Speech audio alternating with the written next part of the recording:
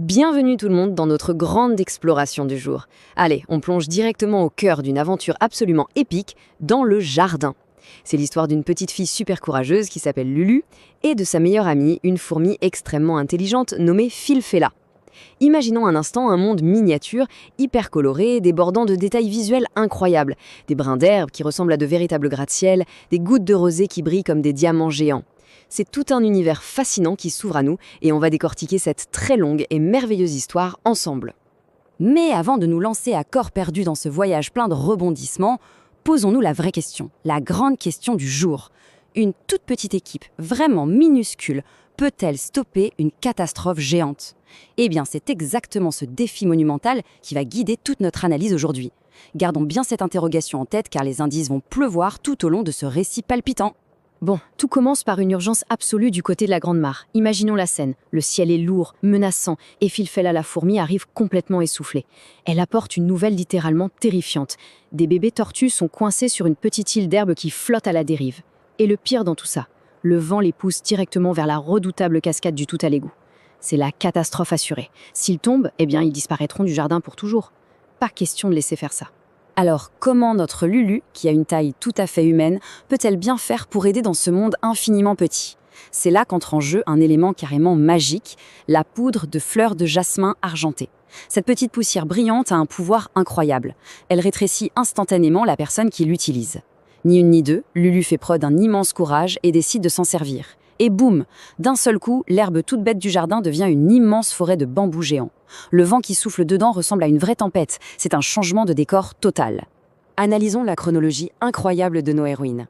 1 minute pour se réunir sous le mûrier, 5 minutes pour foncer vers la Grande Mare, 10 pour affronter la cascade, puis la fameuse vallée des ombres à la 15e minute, et enfin le tunnel secret. Traverser les chemins de terre du jardin, pour elle, c'est comme traverser un continent entier pour nous. Les petits cailloux sont devenus de vraies montagnes. C'est une authentique course contre la montre qui démarre. Sur le chemin, l'histoire nous offre une rencontre un peu, disons, inattendue. C'est l'oncle escargot, avec son énorme coquille en spirale. Il voulait les prévenir d'un danger, mais il parlait de manière si incroyablement lente que les filles ont dû reprendre leur course avant même la fin de sa phrase. Il articulait un truc du genre « Le chemin n'est pas sûr ». Bon, ça prête à sourire, mais honnêtement, son avertissement était extrêmement sérieux et super critique pour la suite de l'expédition. Ce qui nous amène à un chiffre qui fait froid dans le dos, le chiffre 3. C'est très exactement le nombre de guêpes géantes, rayées de jaune et de noir, qui se sont mises à bourdonner violemment juste au-dessus de leur tête, peu après la rencontre avec l'escargot. Son avertissement n'était pas une blague. Nos héroïnes ont dû se plaquer au sol, cachées sous une feuille morte, sans faire le moindre bruit. Et ça, c'est une sacrée leçon. Le vrai courage, ce n'est pas de ne pas avoir peur, c'est de passer à l'action, même quand on est terrifié. Ouf, le danger aérien est passé. Elles atteignent enfin la Grande Mare. Mais attention, à leur nouvelle taille, l'échelle est dingue. L'eau s'agite, ça clapote, on croirait voir l'océan Atlantique en pleine tempête. Il leur faut un bateau, et vite. C'est là que leur ingéniosité entre en jeu. Elles repèrent une grande feuille de sycomore bien sèche, un peu courbée, avec des nervures super solides. Bam, ça devient le navire de sauvetage parfait. Brillant, non ? Et décortiquons un peu comment elles ont géré le problème de la navigation, c'est génial. Pensez à de simples allumettes en bois, de vulgaires déchets avec un bout rouge laissé par des humains. Mais pour nos héroïnes, ce sont de gigantesques rames des bateaux, prêtes à fendre les flots. En récupérant ces petites allumettes, elles ont pu ramer frénétiquement de toute leur force contre les vagues immenses de la mare. C'est fou, comme la fonction d'un oblier change selon notre taille. Là, la tension grimpe d'un coup. Un énorme bouillonnement agite les eaux sombres. Et qui surgit ? Le capitaine Cafaz en personne. Une grenouille verte absolument gigantesque, avec la peau luisante et de gros yeux dorés. Et il pose une question qui fait frissonner. Quack, quack, quack, quack. Qui ose entrer dans ma mare ? Êtes-vous de la nourriture savoureuse ? Imaginez la scène, c'est le face-à-face ultime. Sont-elles simplement son prochain repas ? Face à un tel mastodonte, il faut la jouer fine et audacieuse. Lulu lui explique calmement qu'elles sont en mission d'urgence absolue pour sauver les petits voisins, les bébés tortues. Et bingo, ça marche. Le capitaine Cafaz lâche un gros rire grave, il est touché et il accepte d'aider. Il laisse carrément l'équipe grimper sur son grand dos tacheté. Avec la puissance phénoménale de ses pattes arrière, il fend l'eau comme un véritable hors-bord ultra rapide. Mais soudain, la situation devient vraiment critique. le bruit de l'eau se transforme en un rugissement totalement assourdissant. Elles ont rejoint l'île flottante, avec les bébés tortues accrochés désespérément dessus, mais l'île est en équilibre précaire, tout au bord de la terrifiante cascade. L'eau accélère dramatiquement, le vent hurle, et sous la pression insoutenable, on peut littéralement voir les racines de l'herbe commencer à se déchirer. C'est le moment de vérité. C'est de l'action à l'état pur, un travail d'équipe orchestré à la seconde près. Cafaz lutte physiquement, de tous ses muscles contre le courant pour rester stable. Filfella s'étire au maximum de ses capacités de fourmi pour attraper les bébés.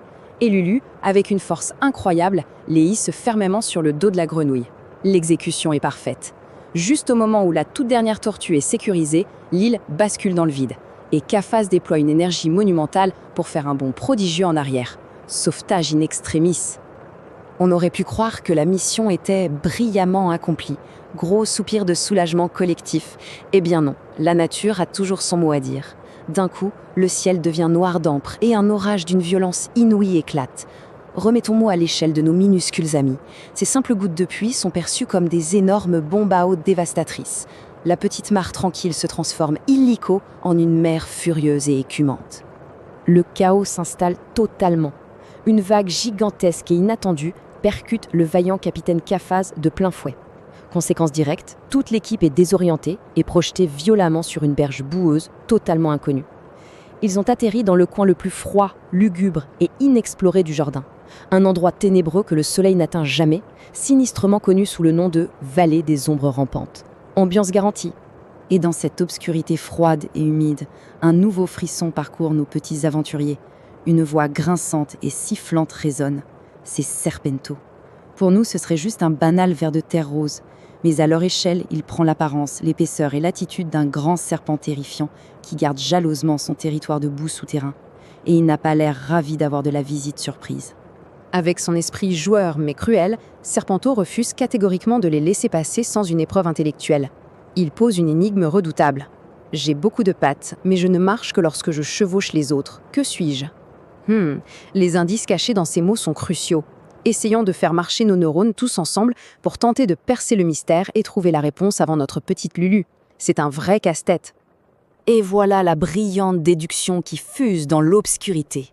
La réponse exacte est un peigne. La logique est implacable. Un peigne en plastique possède une longue rangée de dents qui agissent comme des pattes, mais cet objet reste totalement inerte jusqu'à ce qu'une main humaine ne le fasse marcher et chevaucher habilement à travers les cheveux. Quelle démonstration éblouissante de vivacité d'esprit face au danger. Complètement abasourdi par l'intelligence de la petite fille, le grand ver Serpento respecte son code d'honneur et tient sa promesse. Il révèle une voie de sortie inespérée. Il guide notre drôle d'équipe, les tortues tremblantes, la grenouille, la fourmi et Lulu, vers une petite ouverture cachée sous les racines tordues d'un arbre gigantesque. C'est un tunnel très étroit, humide et particulièrement boueux. L'espoir renaît. Sauf que la géologie de ce micro-monde souterrain est extrêmement instable à cause de la pluie. Un mini tremblement de terre secoue violemment les parois du tunnel. Et c'est le désastre soudain. Un énorme rocher de boue compacte s'effondre et bloque complètement le passage. Tout le monde est plongé dans les ténèbres absolues, et l'eau glaciale de l'orage commence inexorablement à monter. Ils sont pris au piège. C'est précisément dans ces moments de désespoir que l'alliance des forces prend tout son sens. Décortiquons cette coordination tactique sans faille. Coafaz utilise la puissance incroyable de ses pattes arrière musclées pour pousser. Les petites tortues se servent du bord dur et tranchant de leur carapace pour creuser la terre. Filfella orchestre parfaitement les travaux dans le noir. Et le coup de génie absolu, Lulu utilise son allumette géante comme un immense levier pour fissurer la roche. Les compétences combinées de chacun créent une force d'évasion imparable. La pression cède enfin avec un grand craquement. La roche boueuse se fissure de toutes parts et explose littéralement sous cet effort conjoint monumental. C'est le point culminant, le moment de joie pure. L'équipe jaillit hors des ténèbres suffocantes pour atterrir sur un magnifique tapis d'herbe douce et incroyablement verte. Et devinez quoi ? Le soleil perce enfin les lourds nuages gris, illuminant la scène. Les mères tortues sont là, attendant anxieusement, prêtes à verser des larmes de bonheur absolu. Quelle conclusion épique ! Prenons un petit instant pour souffler sur l'herbe fraîche et tirer les grandes leçons de notre explication d'aujourd'hui. Nos héros ont prouvé par leurs actes que la vraie bravoure, c'est d'agir même quand la terreur nous paralyse.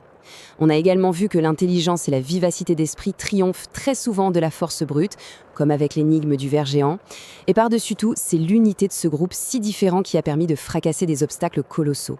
Ensemble, on est tout simplement plus forts. Mais comme toutes les bonnes choses, la magie a une fin. La poudre de jasmin argentée arrive inévitablement au terme de son effet. Un étonnement joyeux survient lorsque les mains de Lulu reprennent à vue d'œil leurs proportions humaines, que les immenses brins d'herbe redeviennent tout petits et que le monde géant rétrécit à nouveau. La boucle est bouclée, laissant place à un au revoir particulièrement émouvant avec ses merveilleux compagnons du monde miniature, nos grands héros de la mare. Et voilà qui clôture cette analyse détaillée d'une aventure tout simplement hors norme au cœur du jardin. Il ne reste plus qu'une question, mystérieuse et super palpitante. Parmi tous les recoins incroyables de cet écosystème géant, quel nouveau mystère, quelle zone inexplorée devrait être vécue la prochaine fois? La réflexion reste complètement ouverte. Pour continuer à s'émerveiller des détails de la nature et ne manquer aucune de nos prochaines explorations, pensez bien sûr à vous abonner et à activer les notifications. Le savoir n'attend pas, la magie non plus, alors à très bientôt pour une nouvelle plongée captivante